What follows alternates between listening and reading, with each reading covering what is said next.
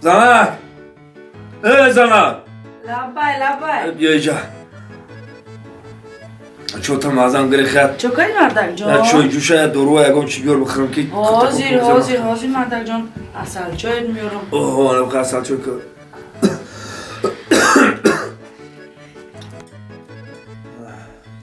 مردک جان نه اصل چایت کنم بینم بخواه سوز میشه اصل چوی بخور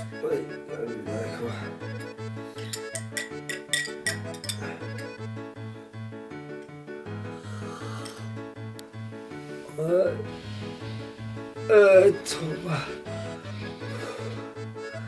زنک زنک لبای مردک جان اصلا چویت میجاز ایمده نگفت یا دوروی پروی بیار اخی حاضر مردک جان حاضر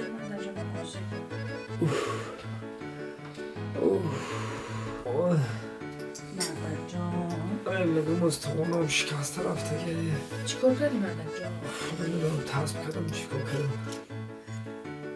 چی دوروی؟ دورم بخواه سوز میشه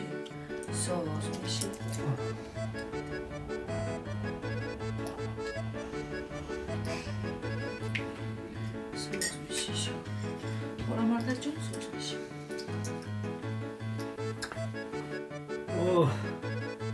این میجاز ایمده یکم چی نگفته خب ممنون میباره که خورا میقرد